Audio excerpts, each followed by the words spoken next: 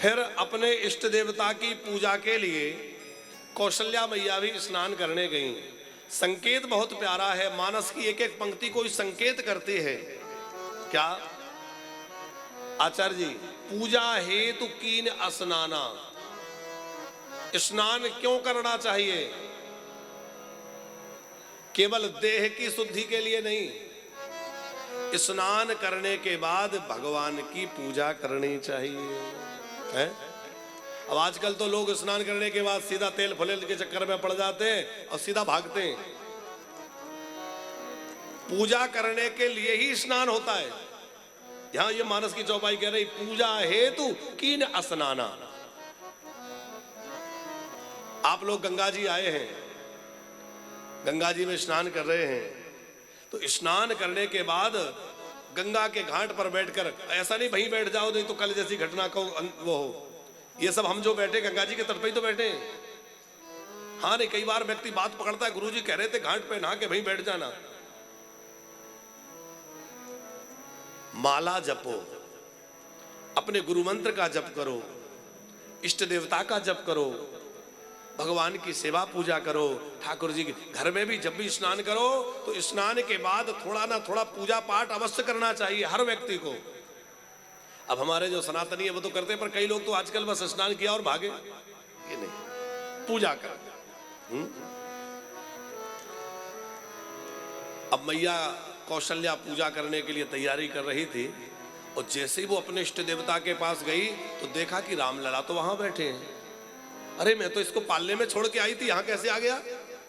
लौट के गई तो देखा पालने में भी है, यहां आई तो देखा मंदिर में बैठे हैं। यहां वहां दो बालक देखा और मति भ्रम मोरी की आन विशेषा। ये क्या चक्कर है? यहां भी बालक है वहां भी बालक है। मैया तो डर गई। उस समय राम जी ने अपना अद्भुत रूप मैया को दिखलाया है। दिख रावा मातहि निज अद्भुत रूप अखंड, रोम रोम प्रतिलागे कोटि कोटि। प्रभु ने अपना विराट रूप दिखलाया है। मैया चकित हो गई और फिर प्रभु ने अपनी स्वजन मोहनी माया से मैया को मोहित किया है। माता सब बात भूल गई और हंस दिया प्रभु ने। प्रभु हंस दी ने मधुर मुस्कानी, और भगवान की मुस्कान में तो माया बसती है। आए दिन कोई ना कोई संत आते रहते हैं, बड़ा उत्सव हो रहा है, आनंद हो रहा है। लाल जी थोड़े थोड़े बड़े हो गए, अब सखाओं के साथ खेलने लग गए। एक दिन की बात है, महाराज दशरथ भोजन कर रहे थे कि भोजन कर, आहा, कि भोजन करत बोल जब राजा। भोजन करत बोल जब राजा, नहीं आवत तजी बाल समाजा। नहीं आवत तजी बाल समाजा। कौशल्या जब, कौशल्या जब बोलन जाई, ठुमक ठुमक प्रभु चलो पराई। ठुमक ठुमक प्रभु चलो पराई। अब देखो दृश्य कितना प्यारा है। बड़ी सुंदर चंदन की चौकी है जिस पर भोजन का थाल है। सुंदर आसन पर महाराज अयोध्यापति विराजमान है और भोजन कर रहे हैं। राम जी अपने सखाओं के साथ खेल रहे हैं, उनको आवाज लगा रहे हैं, रामभद्र आओ आकर भोजन करो। लेकिन नहीं आवत। कई लोग बोले कि अरे मर्यादा तो यहीं टूट गई कि पिताजी बुला रहे हैं और नहीं आ रहे, तो मर्यादा टूट गई। बोले ना, मर्यादा नहीं टूटी, पिताजी नहीं बुला रहे। भोलत भोजन करत बोल जब राजा, पिताजी नहीं बुला रहे, राजा बुला रहे। वो क्यों नहीं आ रहे? नहीं आवत तजी बाल समाजा। बालकों का समाज है, अकेले मुझे बुला रहे हैं। मेरे सखा क्या सोचेंगे कि वाह राम खेलने में साथ साथ और खाने में अकेले। तो सखाओं को छोड़कर नहीं खाना चाहिए। सखा कैसे कहते हैं? सह खाद्यति सह खेलती सा सखा। जो साथ खेले साथ खाए वो सखा है। इनको छोड़ के मैं अकेला कैसे खा लूं? इसलिए नहीं आवत। और कौशल्या मैया राम जी को पकड़ने गई तो ठुमक ठुमक के राम जी आगे भागे। अब राम जी के कमर में करधनी बंधी है, पैरों में नूपुर बंधे हैं, राम लला का बड़ा सुंदर रूप है और राम जी ठुमक ठुमक के भाग रहे हैं। और ठुमक ठुमक के भाग रहे हैं, पीछे पीछे कौशल्या भाग रही है। उस छवि का दर्शन तो करो जरा मन में। आहा हो कौशल्या जब बोलन जाए, कौशल्या जब बोलन जाए, ठुमक ठुमक प्रभु ठुमक ठुमक प्रभु चलो पराए। कौशल्या जब बोलन जाए, कौशल्या जब बोलन जाए। प्रभु भागते हैं और ताहे धरी जननी हठ धावा। दौड़कर कौशल्या ने पकड़ लिया। किसको पकड़ लिया? बोले निगम नेति शिव अंत न पावा। भगवान शंकर जिनको नहीं जान सकते, वेद जिनको नहीं जान सकते, शास्त्र जिनका वर्णन नहीं कर पाते, उनको कौशल्या दौड़ के ऐसे पकड़ ले रही हैं। हमारी यशोदा मैया भी तो लाला को बांध देती है, कौशल्या भी पकड़ लेती है। क्यों? बोले ये वात्सल्य का रूप है, प्रेम का रूप है। और परमात्मा हमेशा प्रेम की पकड़ में आता है साहब। परमात्मा ज्ञान से नहीं पकड़ सकते। अच्छा, दशरथ जी के बुलाने से नहीं आए और कौशल्या के पकड़ने से पकड़ा गए। क्यों भरतलाल जी? वो इसलिए कि दशरथ जी के अंदर थोड़ा ज्ञानाभिमान है, थोड़ा ज्ञान। तो ज्ञान के द्वारा भगवान को नहीं पकड़ सकते, लेकिन प्रेम के द्वारा भगवान बड़ी जल्दी पकड़ में आ जाते हैं। दशरथ जी के अंदर प्रेम है। वो प्रेम तो दशरथ जी के भी है, सत्य प्रेम जही राम पर माता कौशल्या वात्सल्य रूप है। दौड़कर पकड़ लिया और उठा के लाई और ला करके दशरथ जी की गोद में रख दिया। अब झांकी का दर्शन करिए। इधर दशरथ जी बैठे, सामने आसन पर भोजन की थाल है। एक हाथ दशरथ जी का इधर से है, एक हाथ इधर से है, बीच में रामलला है। भागे तो भागे कैसे? अब ग्रास लिया, राम जी के मुख में दिया, राम जी पाने लगे। फिर महाराज दशरथ ने ग्रास लिया, अपने मुख में दिया। तो ये बताओ इधर वाला रास्ता खाली हो गया कि नहीं? आगे चौकी पे थाली है, इधर दशरथ जी हैं, इधर से हाथ है। अब ये इधर हाथ था, लेकिन ये हाथ मुंह में आया तो ये स्थान खाली हो गया। स्थान खाली हुआ तो राम जी वहीं से भाग पड़े और राम जी छोटे छोटे पैरों से भाग गए। तो स्वामी जी कहते हैं कि भोजन करत चपल चित इते होते आव भाज चले किलकत मुख दधियो धन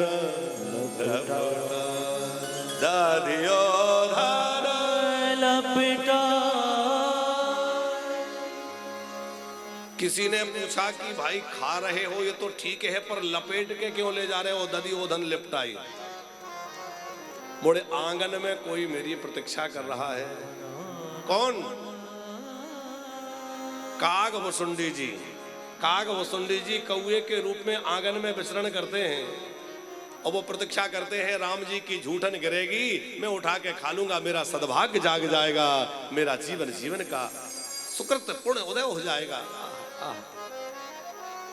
तो राम जी जो मुख से लपेट के ले जा रहे हैं दधी ओधन लपटाई, किसके लिए? काग वसुंडी जी के लिए। झूठन पढ़े अजरमह सो उठाए कर खाऊं।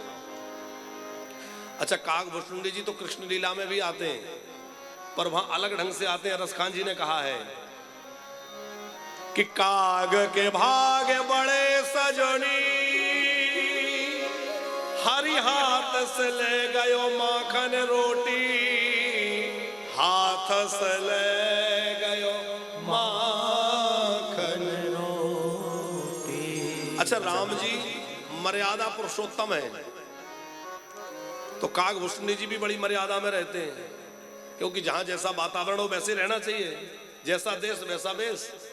राम जी बड़े मर्यादा पुरुषोत्तम है, तो काकभूषणी जी भी मर्यादा रखते हैं, जो गिर जाता है उसी को चुपचाप उठा के पा लेते हैं।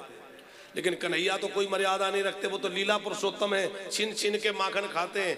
तो काकभूषणी जी ने कहा हम भी अपना नियम बदल देते हैं, हम भी छीन के खाएंगे।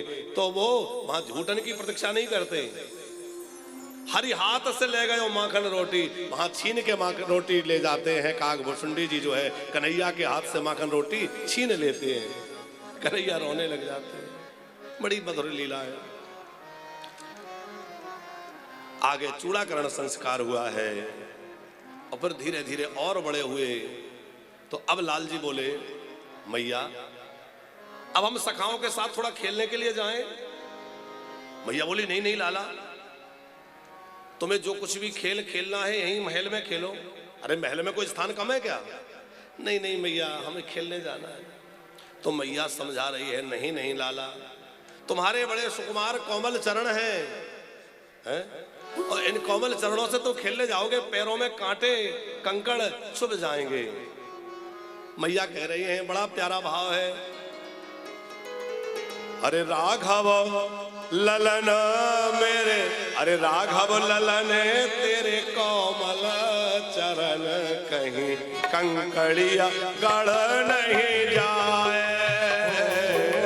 राघव ललन तेरे कोमल चरण कहीं कंकड़िया गड़ नहीं जाए। राघव ललन तेरे कोमल चरण कहीं कंकड़िया गड़ नहीं जाए।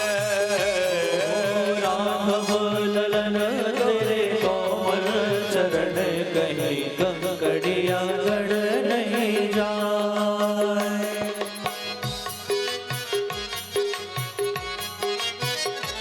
जय हो।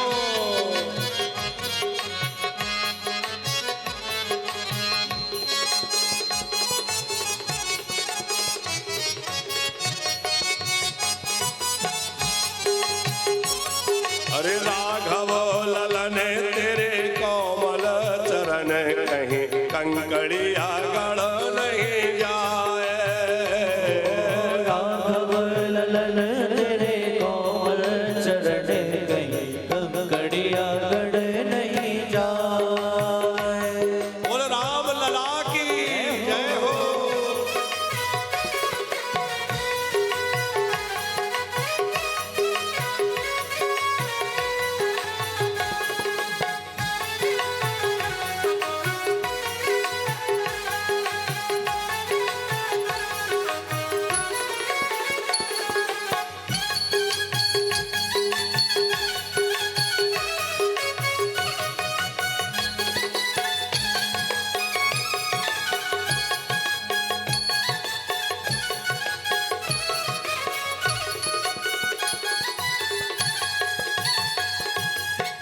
नव राजीव चरण अरुणा रे, नव राजीव चरण अरुणा रे। खेलत बिनु पनहि नहीं पधारे। खेलत बिनु पनहि नाए।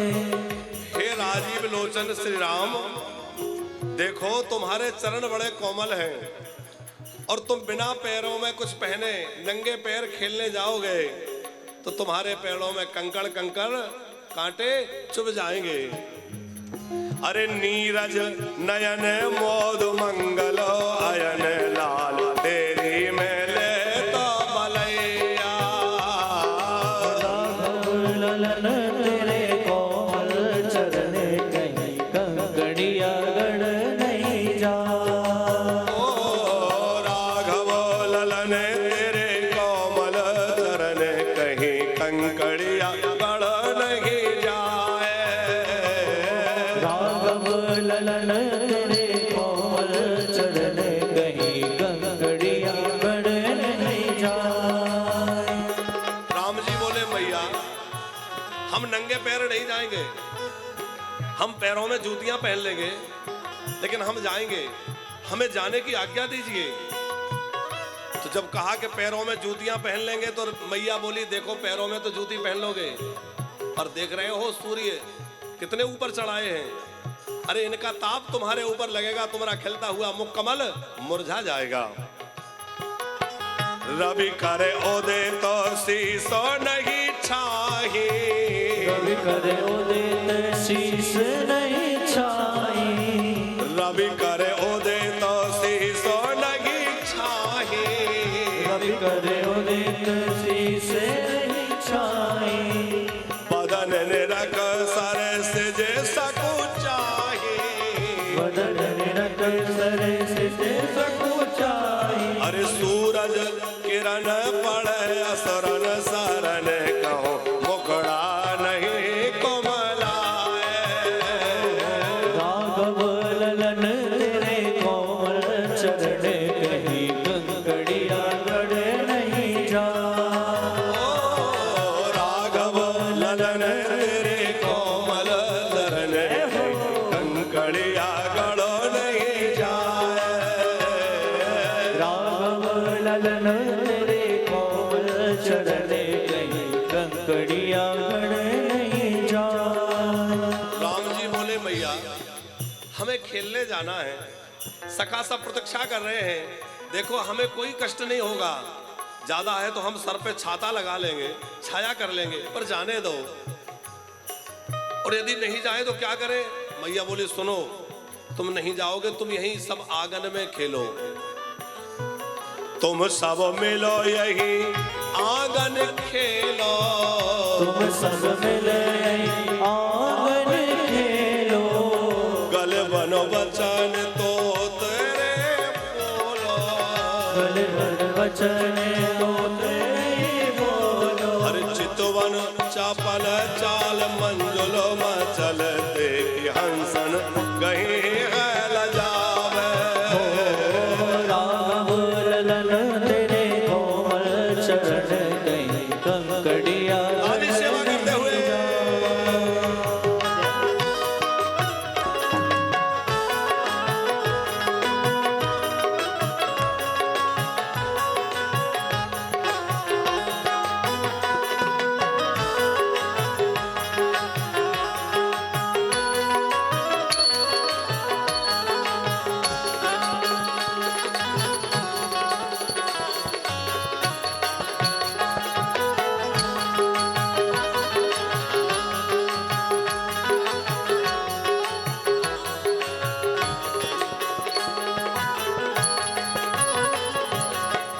खेलन को अब दूर ना जाओ, खेलन को अब दूर न जाओ, ठुमक ठुमक पग नाच दिखाओ, ठुमक कर नाच दिखाओ, अरे सुंदर सुमन देव बरस सुमन दास गिरधरो बले बले जाए, राघव ललन तेरे कोमल चरण कहीं कंकड़िया गड़ नहीं जा, ओ राघव ललन तेरे कोमल चरण कहीं कंकड़िया गड़ नहीं जाए, राघव ललन तेरे कोमल चरण कहीं कंकड़िया गड़ नहीं जा, ओ राघव ललन तेरे कोमल चरण कहीं कंकड़िया गड़ नहीं जाए, राघव ललन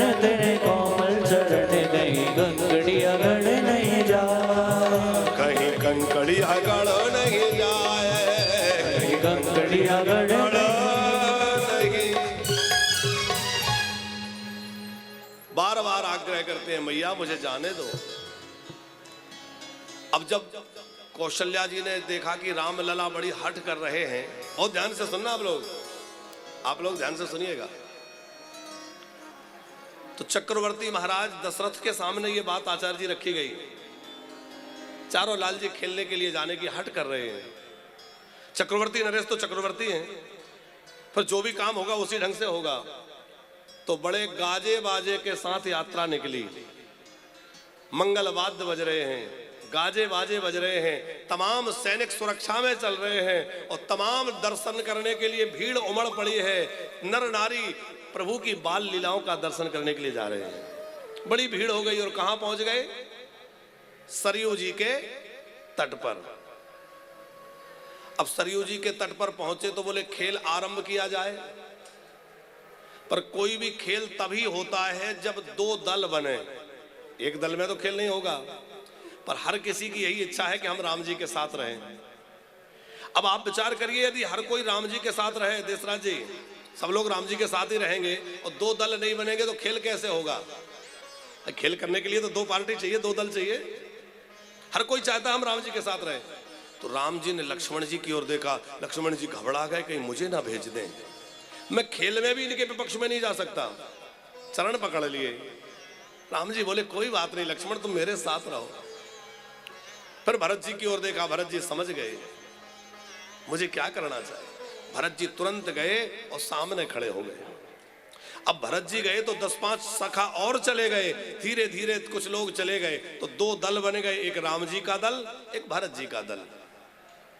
लोगों ने भरत जी से कहा, देखा तुम्हें तो विपक्ष में भेज दिया, तुम तो राम जी के विरोध में खड़े हो गए। भरतलाल जी बोले विरोध में बिल्कुल खड़ा नहीं हुआ, मैं राम जी के विरोध में कैसे खड़ा हो सकता हूं, मैं तो सदा सर्वदा राम जी का सेवक हूं। तो बोले देखो, जब तक दो दल ना बने राम जी का खेल पूरा ना हो। अच्छा आचार्य जी, हुआ क्या था कि जब कोई भी विपक्ष में जाने तैयार नहीं था तो राम जी का खिला हुआ जो मुख कमल है वो थोड़ा मुरझाने लगा। अब जब दो दल बनेंगे नहीं, कोई विपक्ष में जाएगा नहीं तो खेल पूरा होगा नहीं। जो बाजा बजा रहे थे उन लोगों का उत्साह भी धीमा पड़ने लगा। जो प्रजाजन दर्शन करने आए थे कि लीला होगी तो हम दर्शन करेंगे, वो लोग भी हतोत्साहित होने लगे कि अब तो भैया दो दल बनेंगे नहीं, कोई राम जी के विपक्ष में जाएगा नहीं और खेल होगा नहीं, ऐसे ही लौटना पड़ेगा। तो वो सब प्रजा भी हतोत्साहित थी, दर्शक भी निराश थे, बाजा बजाने वाले भी कुछ उदास थे और राम जी का मुख भी कुमलाने लगा।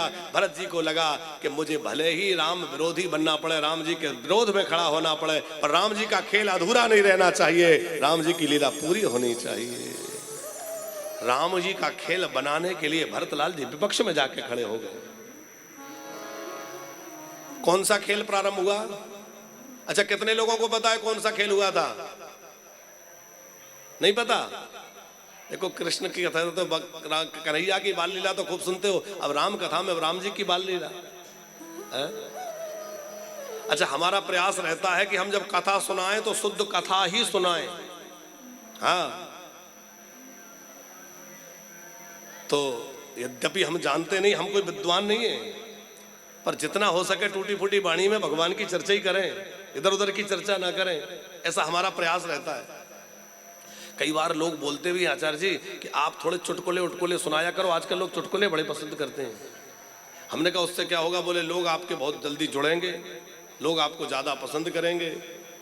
अच्छा, एक दो बार तो ऐसा हुआ, कई लोग आते बोले आप कुछ टोटके बताया करो। हमने कहा टोटके बताने? बोले लोग बहुत तेजी से जुड़ते हैं। हमने कहा भैया, लोग हमसे जुड़ें या ना जुड़ें, पर हम तो ऐसी कथा सुनाने का प्रयास करते हैं जिससे लोग राम जी के चरणों से जुड़ जाएं। लोग हमसे जुड़ रहे हैं कि नहीं ये महत्वपूर्ण नहीं है, कथा का महत्वपूर्ण पहलू ये है कि कथा सुन के लोग भगवान से जुड़ रहे हैं कि नहीं जुड़ रहे हैं। और लोग कथा सुन के भगवान से जुड़ जाएं, हमारा काम हो गया। भैया, हम तो आपको नाविक की तरह पार लगा करके वहां पहुंचाने वाले हैं, हम कोई मंजिल थोड़े ही है। मंजिल तो श्री रघुनाथ जी हैं, ठाकुर जी हैं। उनके चरणों में श्रोताओं का प्रेम हो जाए। तो कौन सी लीला हुई राम जी की? गेंद खेलने की क्रीड़ा। राम जी ने बड़ी जोर से गेंद में ठोकर मारी और देशराज जी लुढ़कते लुढ़कते वो गेंद भरत जी के पास पहुंची। भरत जी ने गेंद को आते हुए देखा तो और दूने बेग से ठोकर मारी। लोगों ने कहा देखो भरत जी जीतना चाहते हैं, इतनी जोर से ठोकर मार रहे हैं। भरत जी बोले ना, मैं जीतने के लिए ठोकर नहीं मार रहा हूं। तो बोले मैं तो इसलिए मार रहा हूं कि ये गेंद कहां से आ रही है। बोले राम जी के पास से। बोले मैं बताना चाहता हूं कि राम जी के चरणों को छोड़कर जो जाएगा वो जहां जाएगा वहां ठोकर ही खाएगा, इसलिए मैंने इसमें ठोकर मारी है। राम जी के चरणों को छोड़कर जो जाएगा वो जहां जाएगा वहीं ठोकर खाएगा। भरत जी ने ठोकर मारी, लुढ़कते लुढ़कते गेंद आई राम जी के पास। आप आश्चर्य करेंगे, राम जी ने गेंद में ठोकर नहीं मारी, गेंद उठाई, हृदय से लगा के रख लिया। लक्ष्मण जी ने कहा ये क्या है? बोले लक्ष्मण ये बताओ ये गेंद कहां से आ रही है? बोले ये गेंद भरत जी के पास से आ रही है, भरत भैया के यहां से आई है। भरत क्या है? बोले भरत तो संत है। बोले संत के पैरों से लगकर, संत चरण से लगकर जो मेरे पास आता है मैं उसको ठुकराता नहीं हूं, मैं हमेशा के लिए उसको अपने साथ रख लेता हूं, ये मेरा स्वभाव है। दासानुदासो भवतास्मि भूय मन स्मरेता सुपतेर्गुणास्ते गृणीत वाकम करोतु काया। श्री मद भागवत कथा में वृत्रासुर भगवान से कह रहा है अहम हरे तव पादई के मूल दासानुदासो भवतास्म भूया, मैं आपके दासों का दास बना रहूं,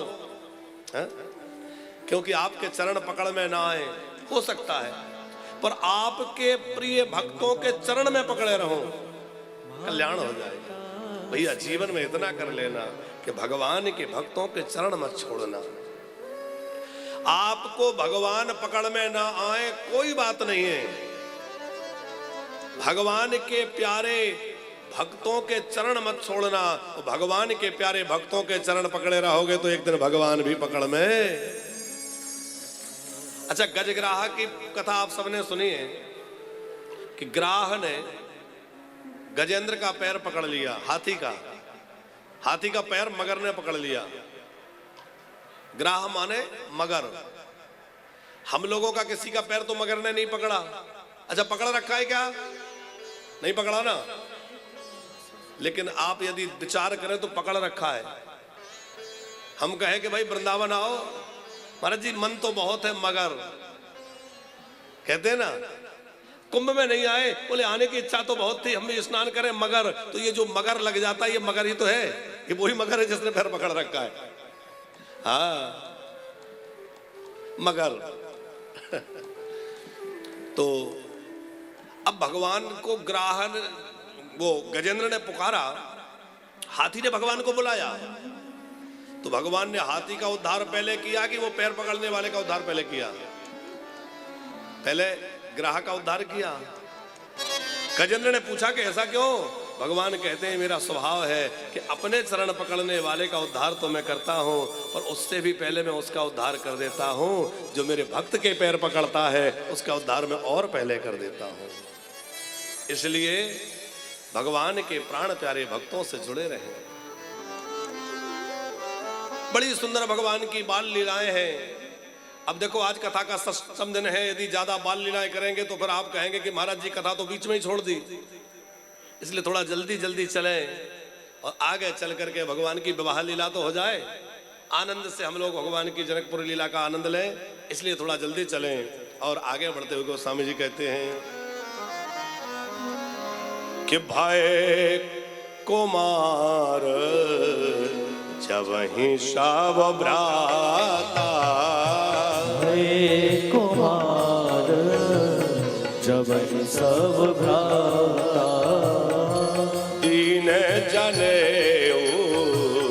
गुरु पितु माता, दीन जने गुरु पितु माता।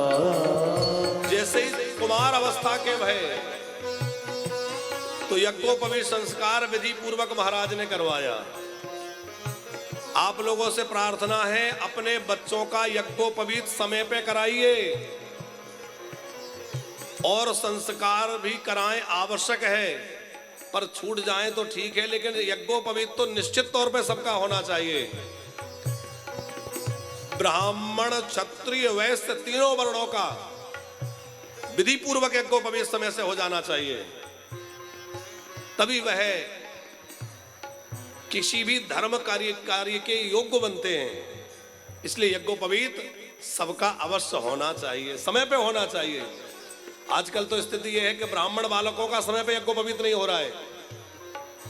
अब तो दो ही संस्कार रह गए संस्कार के नाम पर, एक विवाह संस्कार और एक अंतिम संस्कार, और वो भी नाम मात्र के रह गए। विवाह संस्कार में पूजा पद्धति का कोई ध्यान नहीं है, केवल नाचना गाना, तमाम पता नहीं क्या लोग कहां भेड़ चाल चले जा रहे हैं। लोग नाचने कूदने को ही विवाह समझते हैं, सजने धजने को विवाह समझते हैं, ढोल ढमाकों को विवाह समझते हैं। ये सब विवाह में हो, इसका हम विरोध नहीं करते, पर भैया वैदिक विधि से विवाह का पूजन होना चाहिए और विधि पूर्वक पाणी ग्रहण होकर भावर परिक्रमा होनी चाहिए। इस पे बल दीजिए। आप नाचने कूदने के लिए अलग दिन रखिए और एक दिन पहले विधि पूर्वक भावर, पाणी ग्रहण, कन्यादान, उसके लिए अलग से समय रखिए। अभी हमें अवसर मिला वानप्रस्थ धाम में, हमने अपनी भतीजी बिटिया का विवाह किया। 21 जनवरी का था, 2 दिन का कार्यक्रम। आप लोग जो लोग सम्मिलित थे उनको पता होगा, दिन की भावर रखी और एक दिन तो जो है वो हो हल्ला के लिए रखा, 21 तारीख और 22 तारीख केवल वैदिक विधान के लिए रखी, दिन की भावर। बस इसलिए कि एक हम संदेश देना चाहते हैं आप लोगों को भी कि भैया ये जो वैदिक संस्कार हैं इनको वेद विधि से शास्त्रानुकूल होने दीजिए, इनको मत रोकिए, सब कुछ नष्ट हो जाएगा। अंतिम संस्कार में भी स्थिति क्या है, आजकल तो बेटे चाहते 3 दिन में सब कुछ हो आके समाप्त हो जाए, 13 दिन बैठना भी नहीं चाहते। आप विचार करो, जिस बच्चे को पैदा किया, पालन पोषण किया, पढ़ाया लिखाया, शादी ब्याह करे, सब कुछ करा, उसके पास माँ बाप के लिए 13 दिन का समय भी नहीं रहा। कितना भयंकर काल आ गया। 13 दिन माता पिता के पास नहीं बैठ सकता। वो आके कहते हैं महाराज जी ऐसा कुछ उपाय बताओ, 3 दिन में सब हो जाए, हम अपने काम से लग जाएं, ऑफिस जाना है। तब ऐसा मन में लगता है कि बेकार तेरी माँ ने तुझे जन्म दिया, इससे अच्छा होता कि वो बंध्या रह जाती, इससे अच्छा था कि वो बिना संतान की होती तो अच्छा था। तू मरने पर 13 दिन बैठ नहीं सकता, क्या लाभ ऐसी संतान का। अरे जो पुत्र 10 गात्र नहीं करता, श्राद्ध तर्पण नहीं करता, श्राद्ध श्रद्धा पूर्वक अपने माता पिता की और देह क्रिया नहीं करता, वो पुत्र कहलाने के योग्य नहीं है। वो तो माता पिता का मलमूत्र कहलाने लायक है, वो पुत्र कहलाने लायक नहीं है, पुत्र क्या है बोले, पुमनाम के नरक से जो उबार दे, जो जीते जी खूब सेवा करे। एक बात ये भी ध्यान रखना कि ऐसा नहीं कि मरने के बाद उसको खूब श्राद्ध दो, पूड़ी पकौड़ी भोग लगाओ और जीते जी पानी मत दो। ध्यान रखिएगा, हम प्रयाग की भूमि से आपसे कह रहे हैं कि मरने के बाद जो श्राद्ध करता है तो श्राद्ध भी उसी का सफल होता है जिसने जीते जी अपने माँ बाप की सेवा करी हो, और जीते जी जिसने सेवा नहीं करी, मरने के बाद उसका श्राद्ध भी सफल नहीं है, उसके श्राद्ध का भी फिर उतना महत्व नहीं है। जीते जी तो तुमने रुलाया, उन्हें भोजन नहीं दिया, तरसाया, मरने के बाद पूड़ी पकौड़ी बांटोगे, उन्हें प्रसन्नता मिलेगी? वो तो बेचारे हर समय आशीर्वाद ही देंगे, क्योंकि माता पिता के हृदय से हर समय आशीर्वाद ही निकलता है। आप चाहे जो करें, लेकिन क्या हमारा कर्तव्य यही है? हम लोग प्रयास कर रहे हैं वानप्रस्थ के माध्यम से। कितनी ऐसी माताएं, आप कभी आके देखिए, जो माताएं वहां रह रही हैं। हमारे समय लाल जी खूब जाते रहते हैं, रामकिशन जी हैं चंडीगढ़ वाले, कहाँ बैठे हैं? अच्छा पीछे बैठे हैं। आप लोग खूब जाते हैं, हमारे ओम प्रकाश साहब जी बैठे हैं, सब लोग देखते हैं। ऐसी माताएं आती हैं भरतलाल जी, वो कहती हैं कि घर वालों ने कह दिया चाहे जिंदा रहो चाहे मरो, हमें मतलब नहीं है, जहां मर्जी चली जाओ। लोग घुमाने के बहाने गाड़ी में बिठा के लाते हैं, चौराहे पे उतार के और चले जाते हैं, वो बेचारी ढूंढती रह जाती हैं। फोन लगाती हैं तो कह देते हैं यहाँ मत आना, यदि तुम चाहते हो कि हम लोग सुखी रहें तो यहाँ आना मत।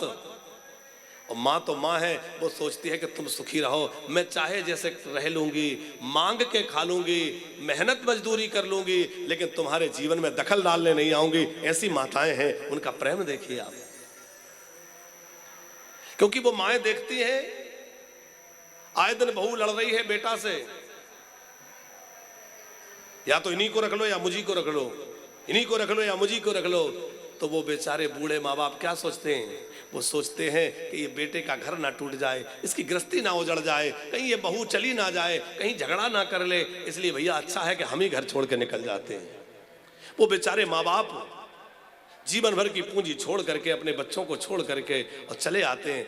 हम लोग यदि थोड़ा बहुत उनके लिए कर पा रहे हैं तो ये भगवान की कृपा है। हम लोग आश्रम बना करके प्रयास कर रहे हैं कि ऐसे बुजुर्गों को आश्रय मिले, वो निराश्रित ना हो, उन्हें भटकना ना पड़े, उनको रहने का भोजन का प्रबंध मिले। लेकिन हम आपसे प्रार्थना करते हैं कि ये कोई समाधान नहीं है। हम लोग कर रहे हैं ठीक है, लेकिन बच्चों की जिम्मेवारी यदि बच्चे समझ लें तो किसी माँ बाप को इस तरह से दुखी होकर निकलना ही ना पड़े। साहब, क्यों किसी माँ बाप को जाना पड़े? हम तो कहते हैं यदि आपके माँ बाप नहीं हैं तो आप ऐसे किसी माँ बाप के धर्म पुत्र बन करके अब वो पश्चाताप करिए जो अपने माँ बाप की सेवा नहीं कर पाए। अब मैं किसी और माँ को अपनी माँ मानकर, किसी बुजुर्ग को अपना पिता मानकर उनकी सेवा का जिम्मेवारी लेता हूँ, दायित्व लेता हूँ और उनकी सेवा करूँगा। जीते जी खूब माँ बाप की सेवा करें। हम लोग तो वानप्रस्थ के माध्यम से भी सेवा का कार्य कर रहे हैं और वानप्रस्थ में ही उपेक्षित दीनहीन जो बुजुर्ग आते हैं उनके लिए निःशुल्क रहना, निःशुल्क भोजन, निःशुल्क इलाज, वो सब व्यवस्था कर रहे हैं। आप सबसे आग्रह भी है कि आपके आसपास कोई ऐसे बुजुर्ग हो जिनको उनके बच्चे रखना नहीं चाहते, बच्चों ने उनको छोड़ दिया, निकाल दिया, या झगड़ा करते हैं, मारपीट करते हैं, भोजन नहीं देते हैं, ऐसे माँ बाप कहीं कोई आपको दिखाई दें, आप उनको वानप्रस्थ का पता दे के भेज देना। वानप्रस्थ में उनकी देखभाल होगी, उनको रखा जाएगा, उनको भोजन मिलेगा, सारी सुविधा उनको प्राप्त होगी। यदि आपको कहीं ऐसा कोई माँ बाप मिले, कोई बुजुर्ग मिले, भेज दीजिएगा। आप वानप्रस्थ का पता लिख लीजिए। जो लोग टीवी पे सुन रहे हैं, आस्था चैनल के माध्यम से धर्म संदेश के, देखो ये चैनल दो चैनल पे कथा चल रही है, आस्था पर भी चल रही है और धर्म संदेश पर भी चल रही है। तो चैनल के माध्यम से भी जो श्रोता देश विदेश से जुड़े हैं, वो लोग भी किसी के आसपास कोई ऐसे बुजुर्ग हैं तो आप उनको वानप्रस्थ का पता दे दीजिए। पहली प्रार्थना तो यह है कि घर में सेवा करिए।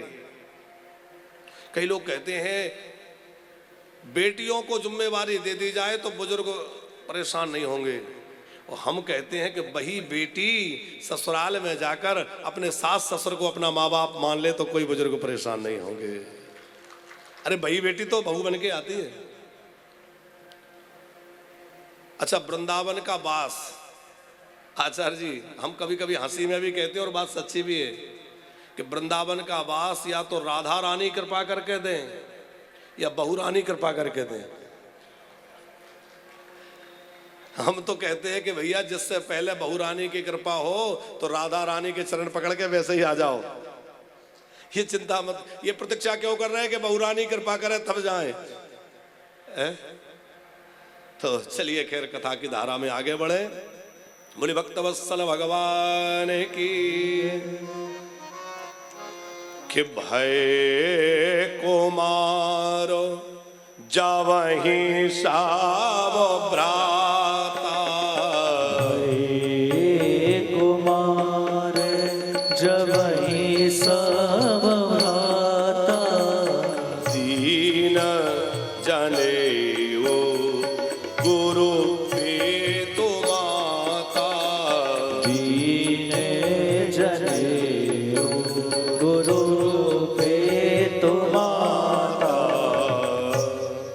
यज्ञोपवीत हुआ, विद्या अध्ययन करने के लिए कहां गए? अच्छा, राम जी पढ़ने कहां गए ये तो सबको पता होगा। कहां गए? वशिष्ठ ऋषि के आश्रम में। वशिष्ठ जी के यहां गए कि नहीं? गुरु गृह गए, पढ़ने रघुराई। थोड़े समय में सारी विद्याएं प्राप्त कर ली, क्योंकि वो तो विद्या निधि है। और पढ़ के आए तो क्या नियम बनाया? प्रातः काल उठ के रघुनाथा माता पिता गुरु आजकल के पढ़े लिखे बच्चे होते हैं तो वो कहते हैं महाराज जी ये तो पढ़े लिखे बच्चे हैं, ये नहीं कोई प्रणाम नहीं करते। तो बड़ी विचित्र शिक्षा है भाई। चलो खैर हम लोग जल्दी जल्दी बढ़े, जनकपुर पहुंचना है। आशावरी लगा देना। हाँ हाँ। विश्वामित्र महामुनि ज्ञानी, विश्वामित्र महामुनि ज्ञानी, विश्वामित्र महामुनि ज्ञानी, विश्वामित्र महामुनि ज्ञानी, बसाहि विपिन शुभ आश्रम जानी, वसहि विपिन शुभ आश्रम जानी, विश्वामित्र महामुनि ज्ञानी, विश्वामित्र महामुनि ज्ञानी। विश्वामित्र जी महामुनि हैं, मुनि नहीं महामुनि, ज्ञानी हैं। कहाँ रहते? वन में। कैसा आश्रम है? शुभ आश्रम है। क्या करते हैं?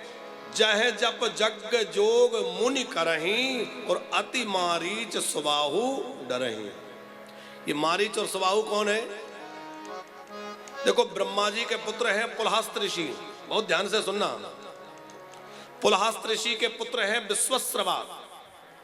विश्वश्रवा जो है इनका विवाह भारद्वाज जी की बेटी देववर्णी के साथ हुआ है, जिनसे इनको कुबेर नाम के बेटा हुए। कुबेर जो है विश्वश्रवा के बेटा है, देववर्णी के पुत्र। 3 दैत्य हैं, माली, माल्यवान। ये 2 भाई हैं, माली और माल्यवान। इन दोनों भाइयों को 3 बेटियां हैं, एक को 1 बेटी, एक को 2 बेटी, केसनी, सुभक्षा और माया। राक्षसों ने अपना पूरा बल प्रयोग कर लिया, लेकिन वो विजय नहीं हो पा रहे थे। उन्होंने मन में विचार किया कि हम लोग जो है क्यों विजय नहीं हो पा रहे, क्यों नहीं जीत पा रहे। तो उन्हें समझ में आ गया कि ब्रह्म तेज के सामने हम लोग नहीं टिक सकते। आचार्य जी बहुत समझने की बात है, ब्रह्म तेज के सामने हम लोग टिक नहीं सकते। तो राक्षसों ने मंत्रणा की कि हम लोग कोई ऐसा पुत्र उत्पन्न करें जो ब्रह्म तेज से समन्वित हो। तो माली और माल्यवान इन दोनों को कहा कि आप अपनी बेटियों का विवाह किसी महर्षि के साथ करिए, जिससे कि ब्रह्म तेज से कोई पुत्र हमारे यहाँ हो और वह हमारे राक्षसों की शक्ति बनकर के राक्षसों को विजय श्री दिलाए। कौन महर्षि राक्षसों की बेटी से विवाह करेगा?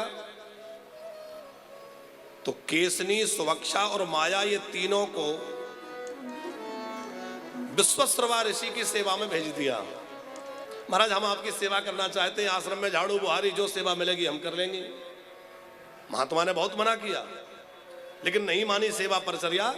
कुछ ना कुछ कर देती, लकड़ी लाके रख देती, झाड़ू बुहारी कर देती। इनकी सेवा को देख करके विश्वश्रवा बड़े प्रसन्न हुए। महात्मा तो महात्मा है, उनका हृदय वैसे ही कोमल होता है। देवियों तुम इतने मन से सेवा करती हो, कुछ मांगो। नहीं नहीं हमें कुछ नहीं सेवा करना, नहीं नहीं मांगो। विश्वश्रवा ने बार बार कहा मांगो मांगो। ये तीनों बोली हम आपसे विवाह करना चाहती हैं, ये वरदान दीजिए कि आप हमारे पति बन जाइए। अब चूंकि विश्वश्रवा उनको वचन दे चुके थे जो मांगोगी दूंगा, उन्हें लगा कि मैं ठगा गया। लेकिन अब ठीक है, वचन तो वचन है। उन्होंने विवाह किया। तो जो केसनी नाम की थी, उस केसनी से 2 पुत्र हुए, रावण और कुंभकर्ण। सुभक्षा नाम की जो थी, उससे भी 2 पुत्र हुए, एक पुत्र और एक पुत्री हुई, विभीषण और त्रिजटा। त्रिजटा जो है वो विभीषण जी की खास बहन है। और माया नाम की जो थी, उससे खर, दूषण और तृष्णा, ये 3 हुए। सुभक्षा जो है वो कुछ अच्छे विचारों की थी, तो सुभक्षा की दोनों संतानें सद्विचार की हुई। विभीषण जी भी भगवान के भक्त हैं और त्रिजटा भी जानकी जी की सेवा करती है। मां के आचरण का संतान के ऊपर गहरा प्रभाव पड़ता है। आचार्य जी, पिता तो विश्वामित्र भाई है, पर एक कुबेर हो गए, एक विभीषण हो गए, एक रावण हो गया, कोई खरदूषण हो गया। तो मां के विचार, मां का आचरण, मां का व्यवहार संतान के ऊपर गहरा प्रभाव डालता है, क्योंकि संतान जो है वो मां के ज्यादा नजदीक होती है। मां के रक्त से सिंचित होकर उसका शरीर निर्मित हुआ है, मां का दूध पी के वो पोषित हुआ है, इसलिए मां के ज्यादा प्रभाव उस पर रहता है। तो ये खरदूषण बहुत दुखी करने लगे। और हाँ, एक और बात, मां की बात आई है तो कभी कभी कुबेर पुष्पक विमान में बैठ करके और अपनी विमाता केसनी के यहां आते, अपने पिता विश्वामित्र के पास आते। तो रावण छोटा बच्चा था, वो देखता कि विमान में बड़ी चमक धमक के साथ कोई आता है, पिताजी को प्रणाम, माताजी को प्रणाम करता है। अपनी मां से पूछा ये कौन है? मां को चाहिए था कि वो कहती बेटा ये तुम्हारे बड़े भाई हैं, तुम भी इनको प्रणाम करो, ये तुम्हारे बड़े भैया हैं। पर केसनी जो है वो लंबी लंबी सांसें लेते हुए कहती बेटा क्या करूं, मेरे बेटे तो कमजोर हैं, निर्बल हैं, कुछ कर नहीं सकते। ये सौत का बेटा है, इसको विमान में बैठे देखकर, राज सिंहासन पर बैठे देखकर छाती जलती है, पर मैं क्या कर सकती हूं। रावण ने कहा मां तू चिंता मत कर, तेरा बेटा निर्बल नहीं है, मैं तपस्या करके तेरी छाती को शीतलता करने के लिए ये विमान और राजगद्दी दोनों छीन लूंगा। और वही रावण ने किया, तपस्या करी, वरदान पाया और पुष्पक विमान भी छीन लिया और लंका का शासन भी छीन लिया। तो ये बीज उस रावण के अंदर जो दुराग्रह का, दुर्भावना का बोया, वो किसने बोया? मां ने बोया कि नहीं? इसलिए हम प्रार्थना करते हैं माताओं से कि भैया अपने बच्चों में कभी भी ऐसा जहर मत भरना। अपनी माताएं अपने बच्चों में प्रेम का बीज बोना, ताकि वो जीवन में सबसे प्रेम से मिले, प्रेम से रहें।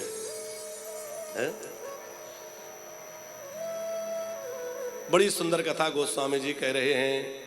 विश्वामित्र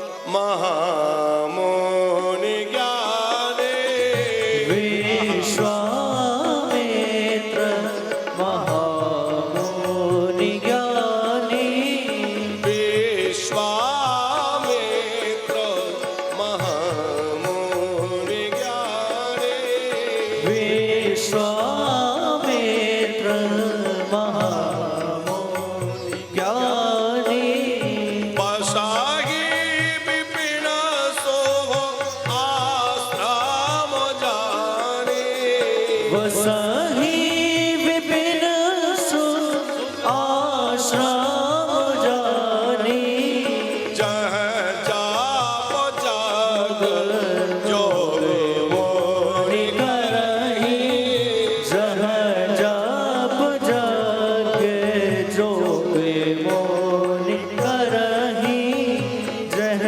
जाप जग जोग मोनि करहि, अति मारीच सुबाहुहि डरहि, अति मारीच सुबाहो डरहि, अति मारीच सुबाहुहि